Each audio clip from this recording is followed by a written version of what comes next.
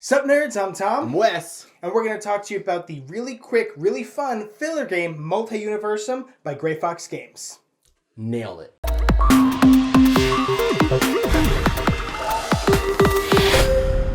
So Multiuniversum is, as the name will have you believe, a multi-use card game. So you're going to have a handful of all these cards, and you're going to move around to these different areas to try and capture these portals, I think. Again, like with most games, the theme kind of escapes me a bit, but you're trying to get the points on them and collect sets of them, but you can only play the card. The ability you get to do on the card depends on where you are and what location. So you might not even be able to move with the cards you have, but the cards all have the same actions on them. They're just jostled around amongst the colors. And the cards are also, not only are they actions, but they can be used as tools too for the completing of this. So it really is an awful lot of multiple uses that you can get from the cards in your hand. And it's definitely a puzzle of like, okay, I want to go here and do this. Like, all right, with my cards, I need to go and use this to move to green so that I can use this ability on green and then go over here and do this. So there's a lot of figuring out like, all right, I need this card to go here and do this. How am I going to get there? Oh, I can use this card. Oh, wait, no, I need this card to do that. So I need some other way to get there. And it's a little tiny puzzle. You're trying to figure out all of it. I mean, I played some games where I never left my spot. I just, I had the right hand. I knocked out this entire deck. And you probably need a little bit more than that to win.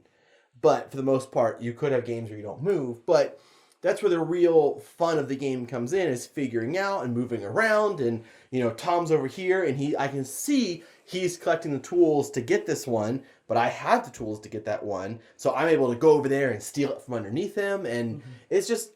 It's a filler game. It's really light. It's really quick, but it's solid.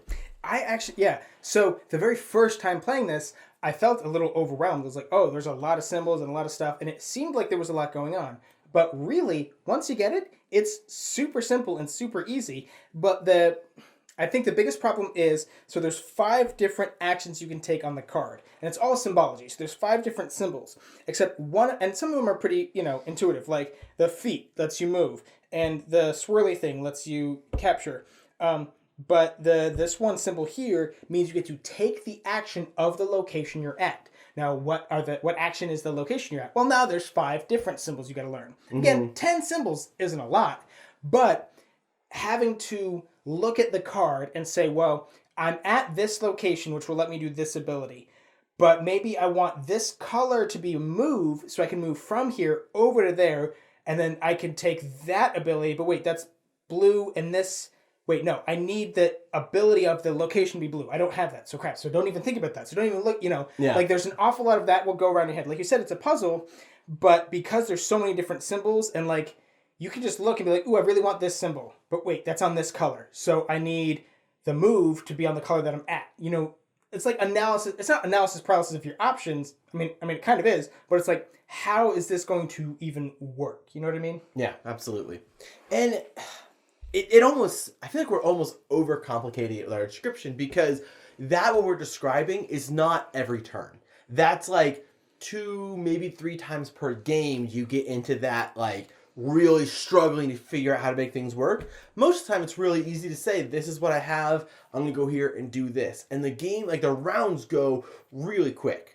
And that's part of what makes it the filler game, makes it really quick, is the fact that like, I have like 3 cards, doom, doom, doom, all right, next. Yeah, it's 3 actions per turn, and you could just spend a bunch of time just burning cards to draw new ones. You could just try, assuming that you're able to, but you could just burn through a bunch to try and just to get the tools of where you're at. Like you said, you don't have to move and trigger all this, get all these combos. You can just like tools, tools, tools. The only caveat to that is at the end of the game, every tool you have left over is a negative point, which I'm really glad they did, because it's a pretty, 1 point is actually kind of a lot. So, well, it's a lot per tool. Like it's not nothing. Right? The games don't end with 150 points, in which 1 point doesn't matter. The games will end around like 20, 30, maybe 40 points. So I really like that they added that de-incentivization, so you aren't just going to bank tools, especially if somebody else comes and takes the thing away from you. Dang, now these tools are definitely going to be negative points. Yeah, and the other reason you don't want to just stay in one place is because the point distribution is equal. So like, one of these portals is worth 5 points, but another one's 3 points, another one's 1 point. So you're spending all this time to get a 1 point card where you could have moved and potentially gotten another 5-point card or another 3-point card. So you definitely don't want to actually just stay put, but you don't necessarily have to be moving around the whole game either. Also, I have said many, many times in our reviews that if a game says it's 2 to 4, 2 to 5, or 2 to 6, this is actually 1 to 5. I don't play solo games, so that one doesn't do much for me, so I have no idea how that works, so I can't really comment on that, but I think it's great. Anyways, I usually say if it's 2 to 4, 2 to 5, or 2 to 6, the 2-player is going to be a variant and it's not going to be as good. However, this is one of the very rare cases where I think the 2-player is almost the superior version. It's 4 and 5 is kind of a lot.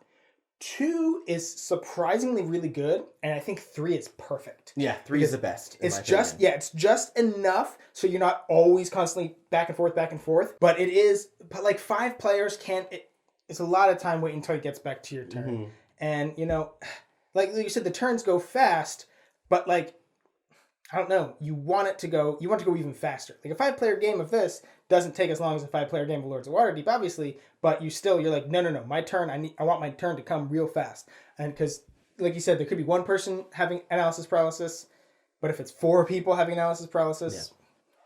The other thing I think that makes this a great filler game is its footprint. Like, we kind of have it spread out here for the purpose of the video, so it looks like there's more than a lot. Like, there's a little bit of space, but we've actually played this, like, at Culver's, which is, like, a fried chicken burger place that we have here. Apparently it's from Wisconsin. You might have one. I don't know. Have you been to Culver's? I love their, like, mixers. Those are awesome. Oh, yeah. Anyway, it's a game that, like, one, the box is this big, so it's really easy to stick in a bag, stick in your car, stick in your cargo pocket. Like, Cards fit in the box sleeved. Yeah, it's very portable, and it doesn't take up a huge amount of space, so you're able to play it. Like, I could see this being played, like, on the airplane, or, like, in a hotel room, or, like...